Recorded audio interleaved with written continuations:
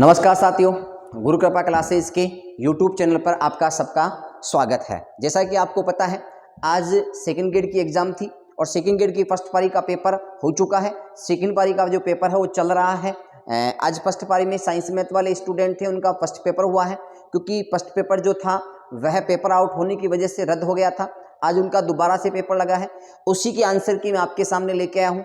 मैं ये नहीं करा ये आंसर सी पूरी सर्वमान्य है, लेकिन जहां तक हमारा मानना है हमने 100% इसमें हमारा प्रयोग किया है। ठीक है, आगे देखते हैं हम पहले प्रश्न के ऊपर। पहला प्रश्न क्या पूछ रहा है, निम्नलिखित में से कौन सा जिलों का समूह राजस्थान में सर्वाधिक वन क्षेत्र को घेरता है। देखो, अगर प्रतिशत पूछ लेता, अगर प्रतिशत पूछता तो यूपीएससी होता है, प्रतिशत पूछता तो यूपीएससी। यू से होता है उदयपुर, यू से क्या होता है भाई, उदयपुर। ठीक है, पी से क्या होता है, प्रतापगढ़। एस से क्या होता है, सिरोही। और सी से क्या होता है, करौली। लेकिन ये वन क्षेत्रफल पूछ रहा है। अब वन क्षेत्रफल में क्या होता है, देखो उदयपुर, इसमें ये तो पहले ऑप्शन तो कट ही गई, पहला और चौथा तो कट गया। उदयपुर इसमें भी, उदयपुर इसमें भी है। अब दूसरे नंबर में इनमें से 12 आना चाहिए था, लेकिन यहाँ 12 में नहीं है, यहाँ चित्तौड़ पहले दे रखा है। तो यहाँ थोड़ा सा डाउट है इस प्रश्न के ऊपर, लेकिन चित्तौड़, 12 और करौली, इसी प्रश्न को क्या माना जाएगा, सही माना जाएगा। पहले में आपका दूसरे नंबर का ऑप्शन सही होगा। 12 में चित्तौड़ से ज्यादा बताया जाता है, लेकिन यहाँ कोई ऑप्शन में नहीं दिख रहा, तो इस कारण इसमें दूसरा ऑप्शन ही क्या होगा, सही होगा। तो पहले में कौन सा होगा, 2 नंबर का आंसर होगा। चलो अगले प्रश्न की ओर चलते हैं। निम्नलिखित में से कौन सा एक राजस्थान का अलसी उत्पादक प्रदेश है। अलसी उत्पादक प्रदेश कौन सा है भाई, ध्यान रखना। अलसी उत्पादक में हाड़ौती का प्रदेश, हाड़ौती का प्रदेश कौन सा होता है भाई, एक तो होता है कोटा, एक होता है बारा, एक होता है झालावाड़ तथा एक होता है बूंदी। ये 3-4 प्रदेश हाड़ौती के प्रदेश में आते हैं और इसका आंसर क्या हो गया, हाड़ौती का प्रदेश। चलो अगले प्रश्न की ओर चलते हैं। अगला प्रश्न हो गया, कौन सा कथन सही नहीं है। नहीं पूछ रहा है यहाँ पर, तो ध्यान देना, नहीं है पूछ रहा है। नागौर पशुधन प्रदेश बैलों के लिए प्रसिद्ध है क्या, बिल्कुल ये बात सही है। रत प्रदेश क्या गोवंश के लिए प्रमुख पशुधन है क्या, नहीं, ये गोवंश के लिए नहीं है भाई, ध्यान रखना। तो दूसरे नंबर का ऑप्शन क्या हो गया, गलत हो गया। तो इसमें नहीं पूछ रहा है, तो बी ऑप्शन इसमें सही माना जाएगा। मैं फास्ट बता रहा हूं। चलो अगले प्रश्न की ओर। राजस्थान में विंध्य कगार किस क्षेत्रफल में पाए जाते हैं, अर्थात विंध्य कगार जो है वो हाड़ौती के प्रदेश में पाए जाते हैं, क्योंकि हाड़ौती का प्रदेश 2 भागों में बांटा हुआ है, विंध्यन कगार तथा दक्कन का लावा पठार। एक तो विंध्यन कगार होता है, एक दक्कन का लावा पठार होता है। तो विंध्यन कगार कहाँ पाया जाता है, कोटा तथा झालावाड़ में। कहाँ पाया जाता है भाई, कोटा तथा झालावाड़ में। कोपेन के अनुसार राजस्थान में निम्नलिखित में से कौन सा जलवायु का प्रकार नहीं है। तो ध्यान रखना, कोपेन ने जलवायु को 4 प्रकार से बांटा गया था। एक होता है BWHW, एक होता है BSHW, एक होता है CWG और एक होता है AWG। अब जो भी इस ऑप्शन में नहीं है वो आप इसका आंसर सही मानोगे। देखो ये तो है, CWG मैंने लिख दिया, AW बिल्कुल है, BSHW ये रहा BSHW, BWKW नहीं है, तो इसमें डी नंबर का ऑप्शन सही हो गया। चलो अगले प्रश्न की ओर चलते हैं। नदी जो वन की आस के रूप में जानी जाती है। देखो ये जल्दबाजी में टाइप किए हुए हैं, तो ऐसा मत सोचना भाई पेपर, क्योंकि पेपर को टाइप करके आपको हल करवा रहे हैं। नदी जो वन क्षेत्र के रूप में जानी जाती है, कौन सी हो गई भाई, बनास नदी जो वन क्षेत्र के रूप में जानी जाती है। चलो अगला प्रश्न, चलो। लिखित को सुमेलित, निम्नलिखित को ध्यान देना, या निम्नलिखित है, निम्नलिखित को सुमेलित कीजिए तथा नीचे दिए गए कूट में से सही उत्तर बताइए। अब सही उत्तर बताना है तो घना पक्षी विहार, आपको पता है घना पक्षी विहार भरतपुर में है, तो यहां पर कौन सा हो गया, अलवर सर्किट हो गया, 3 नंबर का ऑप्शन हो गया इसके अंदर। अब आता है गागरोन, कहां पर है, गागरोन आपके झालावाड़ में है, और हाड़ौती सर्किट आ गया। 2 में 4 नंबर हो गया। ठीक है, तो 2 में देखो, पहले में 3 हो रहा है, 3 में ये कट गया, दूसरे में 4, देखो ये भी कट गया। अब दूसरे अगले चलते हैं। यहाँ ब्रह्मा मंदिर है भाई, ध्यान रखना, यहाँ ब्रह्मा मंदिर है, ध्यान रखना भाई, यहाँ ब्रह्मा मंदिर है, ब्रह्मा मंदिर है। और ब्रह्मा मंदिर किस में आएगा, जयपुर सर्किट में। गणेश्वर स्तर किस में आएगा, शेखावाटी में। तो 3 4 2 1, 3 4 2 1 किस में आ रहा है, चौथे नंबर के ऑप्शन में आ रहा है, तो चौथा वर्षन सही हो गया। चलो अगले प्रश्न की ओर चलते हैं। राजस्थान में भील जनजाति द्वारा मैदानी भागों में की जाने वाली, मैदानी भागों में, अगर पहाड़ी भागों में की जाती है तो उसे तो क्या कहते हैं, दजिया कहते हैं, लेकिन मैदानी भागों में की जाती है उसे क्या कहते हैं, चीमाता कहते हैं। तो बी नंबर का ऑप्शन सही होगा, जिसने भी बी किया उसका सही है। चलो अगले प्रश्न की ओर। निम्नलिखित में से कौन सा कथन राजस्थान में लिंगानुपात के बारे में जनगणना 2011 के अनुसार सही नहीं है? नहीं पूछ रहा है इसके अंदर। तो 0 से 6 आयु समय बांसवाड़ा में सर्वाधिक, हाँ बिल्कुल सही है। लिंगानुपात बांसवाड़ा में 0 से 6 आयु वर्ग का पूछ रहा है, ध्यान रखना इस प्रश्न के ऊपर। ग्रामीण लिंगानुपात क्या 933 है क्या? बिल्कुल सही है। नगरीय लिंगानुपात 914 है क्या? बिल्कुल सही है। बाल लिंगानुपात 0 से 6 आयु का 998 नहीं है भाई, 988 है। फोर्थ नंबर का ऑप्शन क्या हो गया? गलत हो गया, डी ऑप्शन गलत है। चलो अगला प्रश्न, राजस्थान में कौन से जिले में वृहत उद्योगों की सर्वाधिक संख्या पाई जाती है? तो वृहत उद्योग की सर्वाधिक संख्या कहां पाई जाती है? आपके अलवर, भिवाड़ी, निमराना इनमें पाई जाती है, तो अलवर ऑप्शन में सही है। चलो अगला प्रश्न, हल्दी घाटी का युद्ध हुआ था महाराणा प्रताप और अकबर के सेनापति मानसिंह के बीच में। युद्ध का मैदान किस जिले में स्थित है? राजसमंद जिले में स्थित है भाई।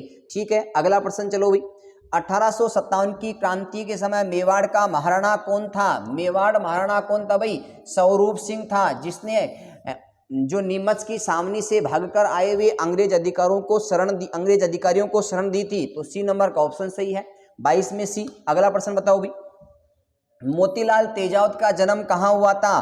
कोल्हारी गांव में। यहाँ मोतीलाल तेजावत का जन्म किसमें हुआ था भाई? कोल्हारी गांव में। चलो अगले प्रश्न की ओर, उदयपुर में स्थापित देश हितकारिणी सभा का मुख्य उद्देश्य, कई बार कक्षा में बताया है मैंने इस प्रश्न को भी। ठीक है, तो इसमें क्या हो जाएगा? विवाह संबंधी कठिनाइयों का समाधान करना। 24 नंबर में 3 सही है, सही है।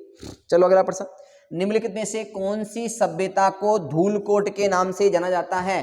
तो आहड़ जो सभ्यता है उसको धूलकोट के नाम से जाना जाता है। कहाँ है आहड़ सभ्यता? आपके उदयपुर में है, ध्यान देना इस प्रश्न के ऊपर। आहड़ सभ्यता आपके उदयपुर में है। चलो अगले प्रश्न की ओर, निम्न में से कौन सी सभ्यता कांतली नदी के किनारे या उद्गम पर स्थित है? तो कांतली नदी आपके पता है ना, सीकर शेखावाटी क्षेत्र में होती है। तो यहाँ पर गणेश्वर सभ्यता, क्योंकि कालीबंगा तो हनुमानगढ़ में, रंगमहल आपके यहाँ नहीं है, बेराट आपके है ही। ठीक है, गणेश्वर। रणथंबोर, ठीक है थोड़ा सा गलत हो गया भाई। रणथंबोर के चौहान राजवंश का संस्थापक कौन था? ध्यान दो भाई, रणथंबोर के चौहान वंश का राजवंश पृथ्वीराज थर्ड का बेटा गोविंदराज। कौन था भाई? गोविंदराज। चलो अगले प्रश्न की ओर चलते हैं, लोक देवता मल्लीनाथ जी का, देखो राजस्थान के प्रश्न सीधे आए हैं, लेकिन जो करंट के प्रश्न पूछे हैं वह भी राजस्थान के तो ठीक है, लेकिन इकोनॉमी, सर्वे और ज्योग्राफी के प्रश्न थोड़ा हार्ड है। लोक देवता मल्लीनाथ जी का मंदिर कहाँ पर स्थित है? तो बताइए, लोक देवता मल्लीनाथ जी का जन्म कहाँ पर है? आपके तिलवाड़ा बाड़मेर में। तिलवाड़ा बाड़मेर में इसका क्या है? मंदिर है। चलो अगले प्रश्न की ओर चलते हैं, सूर्य और विष्णु से संबंधित भाव की प्रतिमा किस मंदिर में प्राप्त होती है? जल्दी जल्दी बता रहे, जल्दी अपने जितने विद्यार्थी हैं वो कर सकते हो इसको। तो इसमें क्या आएगा? सूर्य मंदिर, झालरापाटन, जिसे 7 सहेलियों का मंदिर भी कहते हैं। चलो अगला प्रश्न, बूंदी के तारागढ़ दुर्ग का निर्माण किसने करवाया था? बरसिंह ने। कहाँ है बरसिंह इसमें? 1 नंबर का ऑप्शन सही है, राव बरसिंह ने तारागढ़ दुर्ग का निर्माण करवाया था। बहुत ही शानदार प्रश्न है, कई बार आ चुका है एग्जाम के अंदर। चलो अगला प्रश्न, महिला चित्रकारों का कमला इलायची का संबंध किस चित्रशैली से है? मैंने आपको चित्रशैली कक्षा में भी पढ़ाई थी, बहुत बार पढ़ाई थी, आपको कहा था वेरी वेरी मोस्ट प्रश्न है, नाथ द्वारा राजसमंद की है भैया। चलो अगला प्रश्न, तनसुखलाल मित्तल किस प्रजामंडल से संबंधित है? तनसुखलाल मित्तल बीकानेर प्रजामंडल से। किससे संबंधित है भाई? बीकानेर प्रजामंडल से। चलो अगला प्रश्न, बरड़ किसान आंदोलन किस भूतपूर्व रियासत से संबंधित है? मैं इसका एक वीडियो और लेके आऊंगा विथ एक्सप्लेन, प्रत्येक ऑप्शन के एक्सप्लेन करने वाला हूं, क्योंकि आज तो आपके आंसर की मैं बता रहा हूं, क्योंकि सेकंड वाला पेपर है उसका भी हमें पीपीटी बनाना है, उसके लिए हमें थोड़ा सा समय चाहिए, इस कारण मैं आपको इसका पेपर फास्ट डील करवा रहा हूं। ठीक है, तो बरड़ किसान आंदोलन भूतपूर्व रियासत किसमें थी भाई? बूंदी रियासत के अंदर थी। चलो अगला प्रश्न, वर्तमान राजस्थान राज्य के गठन की सारी प्रक्रिया संपूर्ण हुई थी 1 नवंबर 1956 को। ठीक है, ये भी सीधा प्रश्न है। मंडलिया आएगा यहाँ पर, महिलाओं द्वारा शरीर की संग में पहना जाता है, वक्ष स्थल में पहना जाता है भाई, ये थोड़ा सा देख लेना आप लोग। मानचित्र रासो के रचयिता कौन है? कवि नरोत्तम। कौन है भाई? कवि नरोत्तम मानचित्र रासो के रचयिता है। चलो अगला प्रश्न चलते हैं, अग्नि नृत्य का उद्गम किस स्थान से हुआ? कतियासर बीकानेर से। कहां से हुआ था भाई? कतियासर बीकानेर से अग्नि नृत्य का क्या हुआ था? उद्गम हुआ था। चलो आगे चलते हैं, राजस्थान के राज्यपाल निम्नलिखित में से किस विश्वविद्यालय का कुलपति नहीं है? ये प्रश्न मैंने जो पेपर करवाया था पॉलिटिकल साइंस का टेस्ट सीरीज करवाया था, वो देख लेना आप लोग। इस प्रश्न को आप देखो, देखो यहाँ राजस्थान राज्य का निम्नलिखित में से किस विश्वविद्यालय का कुलपति नहीं होता है? हरदेव जोशी पत्रकारिता विश्वविद्यालय जयपुर बिल्कुल होता है। राजस्थान तकनीकी विश्वविद्यालय कोटा बिल्कुल होता है। जगत गुरु रामानंदाचार्य राजस्थान संस्कृत विश्वविद्यालय जयपुर। देखो ये प्रश्न बहुत ही इंपॉर्टेंट है, यहाँ से आप लोग 2 बार नहीं 4-5 बार इस प्रश्न को पढ़ लेना, क्योंकि यहाँ पर अभी 2-3 पार्क का निर्माण किया गया है। राजस्थान के केंद्रीय विश्वविद्यालय अजमेर का राष्ट्रपति होता है, ना कि राज्यपाल होता है। तो इसमें 4 नंबर का आंसर क्या हो गया? सही हो गया। ठीक है, देख सकते हो आप 4th नंबर का आंसर सही होगा इसके अंदर। 38वां जो प्रश्न है उसमें 4th नंबर का आंसर सही होगा। चलो अगले प्रश्न की ओर चलते हैं। किसकी सलाह पर राज्यपाल राजस्थान विधानसभा सदस्यों की निर्योग्यता संबंधी मामलों का निर्णय कर सकता है? 192, 192, अनुच्छेद 192, 91, 79, सारे याद कर लेना भाई। तो इसमें कौन आएगा? निर्वाचन आयोग। 4 नंबर का आंसर आएगा। ये तो बाकायदा मैंने कई बार टेस्टों में भी दे दिया होगा तुम लोगों को। फूटा देवल मेला कहाँ आयोजित होता है? नया प्रश्न है, वेरी मस्ट। फूटा देवल मेला कहाँ आयोजित होता है? राजसमंद में। कहाँ आयोजित होता है भाई? राजसमंद में। चलो अगला प्रश्न चलते हैं। कजरी तीज का त्योहार मनाया जाता है, तो कजरी तीज का त्योहार मनाया जाता है आपके बूंदी में। कहाँ मनाया जाता है भाई? बूंदी में। ठीक है, अगले प्रश्न की ओर। सांझी के रूप में किस देवी की पूजा होती है या पूजा की जाती है? तो सांझी के रूप में पार्वती माता की पूजा की जाती है, अर्थात बी नंबर का आंसर। सांझी आपके नाथ द्वारा की प्रसिद्ध है, ध्यान रखना भाई। सांझी कहाँ की प्रसिद्ध है? नाथ द्वारा की प्रसिद्ध है। चलो अगला प्रश्न। निम्नांकित में से कौन सा युग्म सही नहीं है? सही नहीं पूछ रहा है। केपीयू मेनन मोहनलाल सुकाड़िया के समय क्या मुख्य सचिव थे? क्या बिल्कुल थे। सीके मेथु वसुंधरा राजे के समय थे? क्या अशोक गहलोत जी के समय थे? तो यहाँ क्या पूछ रहा है? सही नहीं है। तो बी नंबर का ऑप्शन सही हो गया। राजीव महर्षि अशोक गहलोत के समय थे, मिट्ठालाल मेहता भैरू सिंह शेखावत के समय थे। तो यहाँ नहीं पूछ रहा है, तो बी नंबर का। निम्न में से कौन सा कथन राजस्थान लोक सेवा आयोग के संदर्भ में गलत है? दिख नहीं रहा होगा आपको, अब दिख रहा होगा। निम्न में से कौन सा राजस्थान के लोक सेवा आयोग के संदर्भ में गलत है? मुख्य न्यायाधीश एस.के. घोष इसके प्रथम अध्यक्ष बनाए गए, बिल्कुल सही है। इसकी स्थापना दिसंबर 1949 में हुई। प्रारंभ में इसके अध्यक्ष ही 4 सदस्य थे, बिल्कुल सही। 1991 में राज्य प्रमुख द्वारा आयोगों के कार्यों को नियमित करने के उद्देश्य से विनियम पारित किए गए थे। ये बातें सही है। यहाँ दिसंबर में इसकी स्थापना नहीं हुई थी। तो इसमें कौन सा आंसर हो गया भाई? बी नंबर का आंसर हो गया, 2 नंबर का। चलो अगला प्रश्न, छोड़ो इसको। राजस्थान पंचायती राज संशोधन अधिनियम 2021 के गजट नोटिफिकेशन के उपरांत ग्राम सेवक को जाना जाता है ग्राम विकास अधिकारी के रूप में। देखो आरे इसमें भी प्रश्न आया था, यहाँ भी प्रश्न आ गया है, वेरी मोस्ट प्रश्न है। 15वीं राजस्थान विधानसभा के दौरान कितने स्थानों पर विधानसभा उपचुनाव हुए हैं? कई लोगों को ये लग रहा होगा कि गुरुजी ये प्रश्न कहाँ से आए हैं। कल मैं आपको टेलीग्राम पर ये जितने भी प्रश्न आए हैं कि हमारे नोटबुक से कितने प्रश्न मिले हैं वो सारे बताने वाला हूं। मैंने 8 के 8 के नाम तक लिखा रखा है, वहां पर कौन सी सरकार है और कौन सा वहां पर कौन सी सरकार के द्वारा कौन से दल का सदस्य बना हुआ है। अब तक 8 पे हो चुका है, ध्यान रखना। अभी 8वां कहाँ पर हुआ था? आपके यहाँ जो झुंझुनू के पास में जो भी चुनाव हुए थे ना, चूरू झुंझुनू में, वहीं हुआ था 8वां। ठीक है, अगला प्रश्न चलो। 2017 में राष्ट्रपति के चुनाव में राजस्थान विधानसभा की एक सदस्य का मत मूल्य क्या है? देखने होगा आपको, नहीं मिल रहा होगा प्रश्न, ध्यान रखना। एक विधानसभा राजस्थान का कितना है? 129 है। और अगर आपको सांसदों का पूछे तो 708। पूरे इंडिया के सांसदों का मत मूल्य तो बराबर होता है 708। ध्यान रखना, सांसदों का मत मूल्य, पूरे सांसदों का मत मूल्य बराबर होता है, लेकिन विधायकों का मत मूल्य अलग अलग होता है। एक जैसे राजस्थान के विधायकों का मत मूल्य बराबर है सबका, 129 है। यूपी के विधायकों का मूल्य अलग है, एमपी के विधायकों का मत मूल्य अलग है, लेकिन सांसदों का तो एक ही है। यहाँ 129 किसी ऑप्शन में दिख रहा है क्या? सी नंबर का ऑप्शन सही है। चलो अगला प्रश्न। भारत की अध्यक्षता के दौरान दिसंबर 2022 में G20 की अध्यक्षता शेरपा बैठक कहाँ आयोजित की गई थी? उदयपुर में आयोजित की गई है भाई। कहाँ आयोजित की गई थी? उदयपुर में। देखो इसमें ज्यादा चर्चा नहीं करेंगे क्योंकि आंसर शीट है, दूसरी भी हमें तैयार करनी है। अगला प्रश्न देखो। राजस्थान नाटक आलेखू अंबा के लेखक कौन है? कमल रंगा। आलेखू अंबा के लेखक कमल रंगा है भाई। कौन है? कमल रंगा। चलो अगले प्रश्न की ओर। आमागढ़ लेपर्ड रिजर्व इनमें से किस शहर में स्थित है?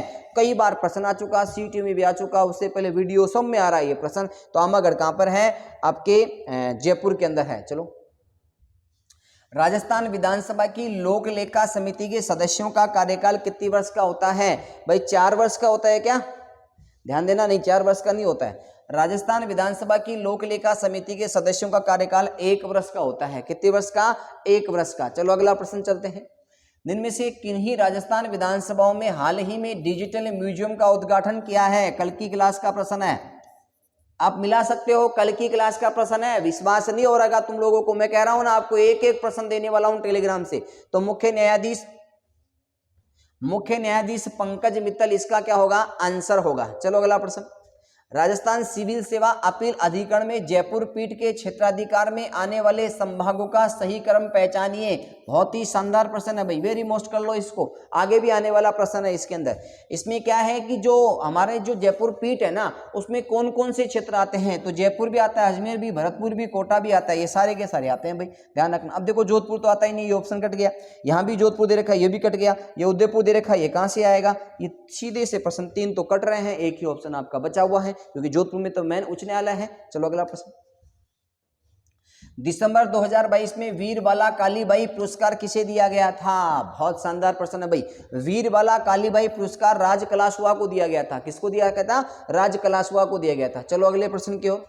पृथ्वी के महाद्वीपीय भाग का सबसे बड़ा, सबसे गहराई वाला बिंदु सुंडाग्रत है क्या? किस महाद्वीप में है? एशिया महाद्वीप में है। पहला ही आंसर सही है। चलो अगला प्रश्न।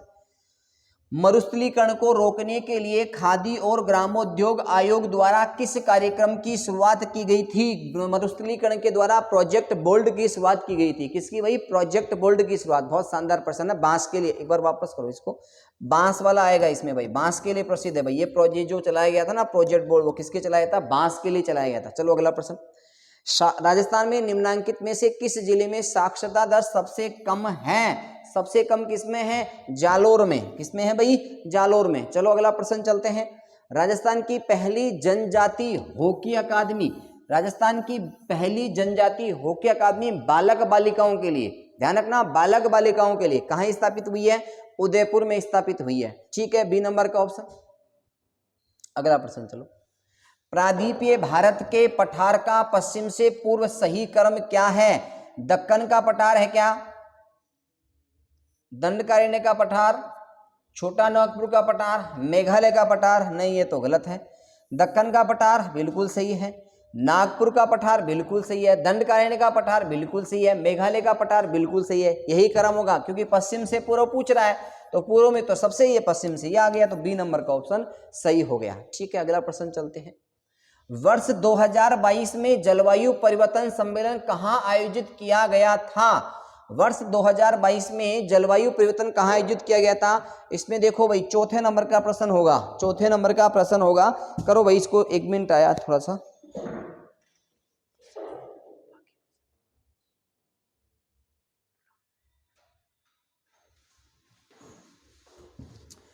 वर्ष 2022 में जलवायु परिवर्तन सम्मेलन कहाँ आयोजित हो गया? बता दिया मैंने आपको, शर्मन एल शेख, मिस्र में आएगा भाई, मिस्र है ना। ठीक है, अगला प्रश्न चलते हैं। अगला प्रश्न आपका है, सन 2020 के अनुसार निम्नांकित महाद्वीपों को उनकी जनसंख्या के आकार के अनुसार अवरोही क्रम भी बताइए। तो यहां पर पहले कौन सा आएगा? अफ्रीका, फिर आएगा उत्तरी अमेरिका, 1 नंबर पे ये आएगा, फिर 2 नंबर पे ये आएगा, 3 नंबर पे ये आएगा, और चौथे नंबर पे ये आएगा। तो क्या आएगा? 1 2 3 सॉरी, पहला ए आएगा, दूसरे नंबर पे सी, तीसरे नंबर पे बी, और चौथे नंबर पे डी। ए सी बी डी, ए सी बी डी किसी ऑप्शन में है क्या? 4th नंबर ऑप्शन में है, देख सकते हो आप इसको, 4th नंबर ऑप्शन सही हो गया इसके अंदर, ए सी बी डी। ठीक है, अगला प्रश्न चलते हैं। चलो अगले प्रश्न की ओर चलते हैं।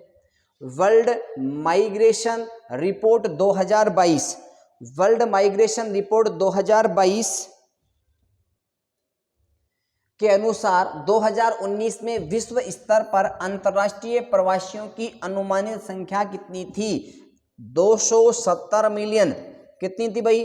270 मिलियन। किसी ऑप्शन में दिख रहा है क्या 270 मिलियन? अरे 270 मिलियन किसी ऑप्शन में दिख रहा है क्या आपको? 270 मिलियन किसी ऑप्शन में नहीं दिख रहा।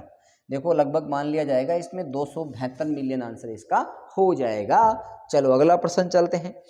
गैर जीवाश्म ईंधन वर्ग में भारत में कौन से गैर परंपरागत ऊर्जा स्रोतों की सर्वाधिक उत्पादन या सर्वाधिक संस्थापित ऊर्जा उत्पादन, यहाँ उत्पादन शब्द आएगा, उत्पादन ऊर्जा क्षमता पाई जाती है? तो यहाँ होगा भाई सौर ऊर्जा। किसी ऑप्शन में है क्या इसमें? थर्ड नंबर ऑप्शन में। ठीक है, तो इसमें कौन सा आएगा भाई? Third number option. चलो अगला प्रश्न चलते हैं। निम्नलिखित में से कौन सी नदी सह्याद्री के पश्चिम की ओर बहने वाली नदी नहीं है? नदी नहीं है तो ध्यान रखना इंद्रावती या इरावती लिख दिया भाई, इंद्रावती आएगा, ध्यान रखना भाई यहाँ इंद्रावती आएगा। ठीक है, सही कर लेना इस प्रश्न को। चलो अगले प्रश्न की ओर चलते हैं। भारत में उष्णकटिबंधीय सदाबहार वन पाए जाते हैं। उष्णकटिबंधीय सदाबहार वन कहाँ पाए जाते हैं? उष्णकटिबंधीय सदाबहार वन पूर्वी ओडिशा और पश्चिमी ओडिशा में पाए जाते हैं। तो यहाँ ओडिशा ही दे रखा ऑप्शन में और कोई दे ही नहीं रखा, तो ओडिशा तट के सहारे कौन सा है भाई? उष्णकटिबंधीय सदाबहार वन ओडिशा तट के सहारे आएगा। आ रहा है समझ में? चलो अगला प्रश्न चलते हैं। आर्थिक सर्वेक्षण 2021-22 के अनुसार भारत का सबसे अनुकूल व्यापार संतुलन है, कौन सा आएगा भाई? इसमें कौन सा आएगा? यूएसए, बांग्लादेश व नेपाल। 3 नंबर का ऑप्शन सही होगा। चलो इसमें थोड़ा सा डाउट है, देख लेना एक बार आप, इसमें थोड़ा सा डाउट है, देख लेना एक बार। अगला प्रश्न बताओ। निम्नांकित में से ऑपरेशन ग्रीन योजना, ऑपरेशन ग्रीन योजना के संदर्भ में क्या सही है? यह योजना नवंबर 2018 में शुरू की गई थी। बिल्कुल ये बात तो सही है। इस योजना में टोमेटो, ओनियन और पोटैटो, टमाटर, प्याज और आलू को टोटल विस्थापित 41 से जल्दी खराब होने वाली वस्तुओं के लिए वर्तमान में 52 उत्पादक क्लस्टर जो 41 जल्दी खराब होने वाली वस्तुओं को कवर किया जा रहा है। इसमें देखो तीनों सही है, लेकिन पहले जो 18 में किया गया था ना, तो जल्दी खराब वालों में 22 की संख्या ही थी, लेकिन यहाँ ए व बी ऑप्शन कहीं भी नहीं दिख रहा है। अतः यहाँ सभी सही माने जाएंगे, ए बी व सी तीनों माने जाएंगे, इसमें तीनों सही माने जाएंगे, क्योंकि यहाँ पहले 22 माना गया था, लेकिन 22 किसी में नहीं है इसमें ऑप्शन के अंदर, तो इसमें ए बी सी तीनों सही माने जाएंगे। ये भी सही है, 18 में सुई, ये भी सही है और ये भी सही है। चलो अगले प्रश्न की ओर चलते हैं। भारत में बिजनेस एक्सपेक्टेशन इंडेक्स BEI निम्न में से कौन सा संगठन प्रकाशित करता है? भारतीय रिजर्व बैंक करता है। कौन करता है भाई? भारतीय रिजर्व बैंक करता है। 3 नंबर का आंसर इसमें सही हो जाएगा। चलो अगले प्रश्न की ओर चलते हैं। हाल ही के वर्षों में भारत में निम्नलिखित में से कौन सा क्षेत्र विदेशी प्रत्यक्ष विनियोग के अंतः प्रवाह का सर्वाधिक प्राप्त करता रहा है? सूचना तकनीकी क्षेत्र है ना, वो हाल ही के वर्षों में भारत में इनमें से विदेशी प्रत्यक्ष विनियोग में अंतः प्रवाह का सर्वाधिक प्राप्त करता रहा है। तो पहला प्रश्न आ जाएगा इसमें 74 के अंदर, 1 नंबर का आंसर होगा। चलो अगला देखते हैं। कैबिनेट मिशन योजना के अनुसार संविधान सभा का गठन कब हो गया था? तो ध्यान रखना, जो कैबिनेट मिशन है ना, वो भारत अगर आया था, भारत कब आया था ये पूछता है, तो भारत में आया था मार्च 1946 में, मार्च 1946 में आया था। और जुलाई अगस्त के अंदर, ध्यान रखना भाई, जुलाई अगस्त में क्या हुए थे? चुनाव हुए थे। क्या हुए थे? चुनाव में। और अगस्त में बनके क्या हो गई थी? तैयार। तो अगस्त का महीना दिख रहा है क्या आपको? अगस्त 1946 आ जाएगा इसके अंदर। चलो अगला प्रश्न चलते हैं। संविधान सभा की महत्वपूर्ण समितियों के बारे में निम्नलिखित में से कौन सा कथन गलत है? गलत पूछ रहा है। जवाहरलाल नेहरू संघ की शक्तियों की समिति के अध्यक्ष थे। बिल्कुल ये बात सही है या गलत पूछ रहा है? भाई संघ समिति के अध्यक्ष कौन थे? जवाहरलाल नेहरू। बिल्कुल सही है। संघ की शक्तियों की समिति में 9 सदस्य थे क्या? ये बात भी सही है, 9 सदस्य थे। सरदार पटेल संघ संविधान समिति, यहाँ देखो संघ शक्ति समिति और यहाँ आ गया संघ संविधान समिति। ध्यान रखना, संघ शक्ति का भी अध्यक्ष कौन था? पंडित जवाहरलाल नेहरू। और संघ संविधान समिति के भी पंडित जवाहरलाल नेहरू थे, ना कि सरदार वल्लभ भाई पटेल थे। तो यहाँ पंडित नेहरू आएगा, तो गलत हो गया ये प्रश्न। और डॉक्टर KM मुंशी स्टीयरिंग समिति के अध्यक्ष थे, ये बात भी सही है। तो इसमें 3 नंबर का ऑप्शन क्या हो जाएगा भाई? सही हो जाएगा। ध्यान रखना, पंडित नेहरू ही है। इसमें कौन सा है भाई? पंडित नेहरू ही है। ये क्या हो गया इसमें? करंट कैसे आया भाई? सरदार पटेल संघ संविधान समिति के अध्यक्ष नहीं थे भाई, ये किसके थे? मौलिक अधिकार समिति के अध्यक्ष थे सरदार पटेल। तो किसके थे? मौलिक अधिकार समिति के अध्यक्ष। चलो अगला प्रश्न चलते हैं। निम्नलिखित में से कौन सा देश 2021-22 अप्रैल नवंबर की अवधि के दौरान भारत के आयात वस्तुओं की सूची में सूचीबद्ध किया गया था? कौन सा देश सूचीबद्ध किया गया था? अरे भाई सिंगापुर किया गया था कि यूएई किया गया था कि यूएसए किया गया था? जल्दी से बताओ भाई। या चीन किया गया था? तो ध्यान रखना ये 3 नंबर का आंसर सही, सॉरी 4 नंबर का आंसर सही होगा।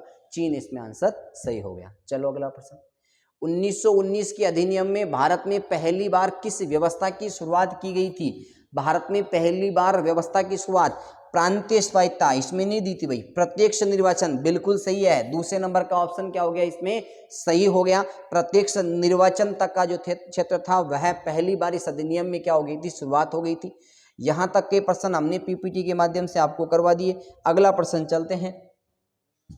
भारत शासन अधिनियम 1935 के अनुसार प्रस्तावित संघीय विधायिका के उच्च सदन का नाम था? बताइए। अब यहां प्रश्न पूछ रहा है संघीय विधायिका के उच्च सदन का नाम था, तो राज्य परिषद था। ठीक है, अब राज्य परिषद था, काउंसिलिंग ऑफ स्टेट होता है। काउंसिलिंग ऑफ स्टेट इंग्लिश इतनी नहीं आती है भाई हमें, तो भाई ध्यान रखना। काउंसिलिंग ऑफ स्टेट, राज्यों की परिषद या राज्य परिषद, मेरे हिसाब से 3 नंबर का ऑप्शन मानना चाहिए, क्योंकि राज्य जो परिषद होती है वही क्या होती है?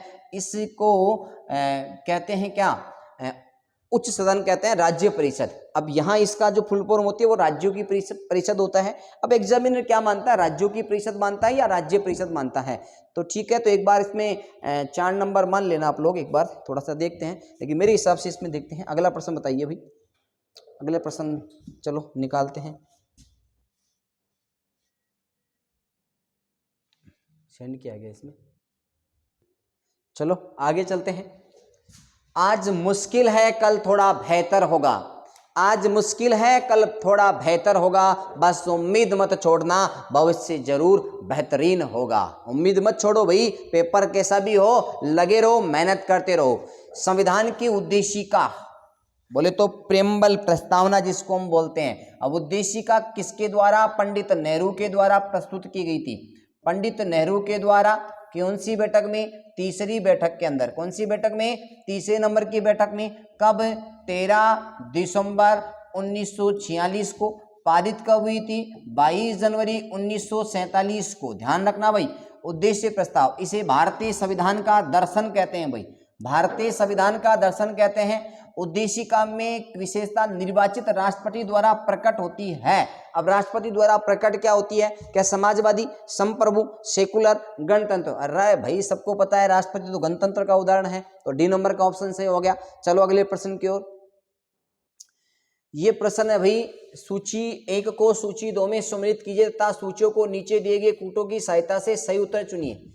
उम्मीदवार के पूर्व आचरण के संबंध में जानने का मतदाता अधिकार। यहां क्या होगा भाई? अनुच्छेद, इसमें दिख ही नहीं रहा यार, देखो एक बार। अनुच्छेद 21 कहाँ है इसमें? ना 21 में नहीं आया, एकांत का अधिकार आ गया। शिक्षक 3rd नंबर। उम्मीदवारों के पूर्व आचरण के संबंध में जानने का मतदान का अधिकार किसमें आएगा? 19(1)(a) के अंदर। एकांतता का जो अधिकार है अनुच्छेद 21 के अंतर्गत आएगा। ठीक है, सी। शिक्षा का अधिकार किसमें आएगा? अनुच्छेद 21(a) आएगा। और मानव दुर्व्यवहार अनुच्छेद, इसमें किसमें आएगा भाई? ए नंबर का ऑप्शन आएगा। अब आप मिला सकते हो, पहले में आएगा 4, देखो पहले में 4 दोनों में है। दूसरे में एकांतता का अधिकार अनुच्छेद 21 2 नंबर आएगा। तीसरे में शिक्षा का अधिकार अनुच्छेद 21(1) और ये पहला नंबर, तो 4th नंबर का ऑप्शन क्या हो गया इसमें? सही हो गया। चलो भाई अगले प्रश्न की ओर चलते हैं। निम्नांकित में से क्या स्वतंत्रता के मूल अधिकार में शब्दतः शामिल नहीं है? स्वतंत्रता का मूल अधिकार 19 से लेकर 22 तक के अनुच्छेदों में आता है। ठीक है, शांतिपूर्ण सम्मेलन की स्वतंत्रता है क्या? बिल्कुल है। संघ बनाने की स्वतंत्रता है क्या? बिल्कुल है। अभिव्यक्ति की स्वतंत्रता बिल्कुल है। अंतःकरण की स्वतंत्रता हमें है अनुच्छेद 25 के अंतर्गत। किसके अंतर्गत है? 25 के अंतर्गत है। तो इसमें कौन सा हो गया? डी नंबर का ऑप्शन सही हो गया। चलो अगले प्रश्न की ओर। निम्नांकित में से कौन भारत के संविधान के भाग 4 क में सम्मिलित नहीं है? अब आप कहोगे इतने दे बड़े प्रश्न कहाँ आ गए, मैंने इतना रटवा दिया था, इतना रटवा दिया था, जैसे मैंने प्रस्तावना रटाई थी ऐसे ही मौलिक कृत्यों को भी आपको इतना ढंग से याद करवा दिया था। हम भारत के लोग भारत को संपूर्ण प्रभुत्व संपन्न समाजवादी पंथ निरपेक्ष लोकतंत्रात्मक गणराज्य बनाने के लिए उसके समस्त नागरिकों को सामाजिक आर्थिक राजनीतिक न्याय विचार अभिव्यक्ति विश्वास धर्म की उपासना की स्वतंत्रता प्रतिष्ठा तथा अवसर की समता व्यक्ति की गरिमा तथा राष्ट्र की एकता व अखंडता को सुनिश्चित तथा बंधुता को बढ़ाने के लिए आज दिनांक 26 नवंबर 1949 को विक्रम संवत 2006 को संविधान को अंगीकृत अधिनियमित और आत्मार्पित करते हैं। हर एक को याद करवाया था, याद नहीं हो तो मेरे पास आ जाना, मैं करवा दूंगा। अब यहाँ क्या पूछ रहा है कि भाग 4 में सम्मिलित नहीं है। हमारी राष्ट्रीय भाषा हिंदी का आदर करना भारत के प्रत्येक नागरिक का कर्तव्य है। ये मैंने तो नहीं पढ़ा, आपने पढ़ा है तो कर लो, यही गलत है। पहला ही ऑप्शन क्या होगा इसमें गलत हो जाएगा भाई, ध्यान रखना है इस बात को। ये बात है सामाजिक संस्कृति और गौरवशाली परंपरा की रक्षा करना प्रत्येक नागरिक का कर्तव्य, बिल्कुल सही है। हिंसा से दूर रहना, बिल्कुल सही है। प्राकृतिक पर्यावरण की रक्षा करना भारत के प्रत्येक नागरिक का कर्तव्य, ये तीनों सही है। देखो ज्यादातर विद्यार्थी इसको गलत करके आएंगे। मैंने आपको बार-बार कहा था कि राष्ट्रभाषा, देखो राष्ट्र ध्वज का आदर करना, राष्ट्रगान का आदर करना, केवल राष्ट्रभाषा का आदर करना, कहीं नहीं लिखा हुआ कर्तव्यों के अंदर। ये तो हमारे देश की सबसे बड़ी कमी है। तो यहाँ देखना, कमी तो नहीं है, वो संविधान निर्माता थे, वो तो देवदूत थे। ये मेरे मुख से निकल गया भाई, ये तो समझ जाएंगे इसके लिए, तो वो तो देवदूत थे, इनसे तो जो लिखी बात है वो बिल्कुल सत्य बात है। चलो अगला प्रश्न, पहला ऑप्शन सही था उसमें। निम्नलिखित में से किन राज्य नीति निर्देशक सिद्धांतों को भारत में संविधान से अलग संविधान संशोधन द्वारा सम्मिलित किया गया था? ये लो भाई सीधा। ये क्या पूछ रहा है कि नीति निर्देशक तत्वों के अंदर ऐसे कौन कौन से भाव थे जिनको हम संविधान संशोधन के बाद में जोड़े गए हैं? तो समान न्याय तथा निःशुल्क 39 क के अंदर जोड़ा गया था, तो संविधान संशोधन हो गया भाई। सहकारी समिति वाला वह 43 ख के अंदर जोड़ा गया था, संविधान संशोधन। काम का अधिकार 43 क के अंदर जोड़ा गया था, तो संविधान संशोधन हो गया तीनों के अंदर। मैंने बता दिया कौन कौन से आर्टिकल जोड़े गए हैं, तो ए बी और सी तीनों सही हो गया। चलो, भारत के राष्ट्रपति की पदावधि से संबंध में निम्नलिखित कथनों में से कौन सा सही नहीं है? नहीं पूछ रहा है। मैंने कहा पॉलिटिकल का तो एक भी प्रश्न ऐसा नहीं है जो मैंने क्लास में बार बार उन प्रश्नों पे जोर दिया है कि इन प्रश्नों को मैं क्यों जीरो से पढ़ा रहा हूं। मेंस वाले बेस में भी देख लेना आप लोग। आगे देखते हैं प्रश्न, देखो। राष्ट्रपति अपने पद की अवधि समाप्त हो जाने पर भी तब तक पद धारण करता रहेगा जब तक उसका उत्तराधिकारी अपना पद ग्रहण नहीं कर लेता है। बिल्कुल सही है। देश का सर्वोच्च पद राष्ट्रपति कभी रिक्त नहीं हो सकता है, किसी भी परिस्थिति में रिक्त नहीं हो सकता, तुरंत उसे क्या होता है, भरा जाता है।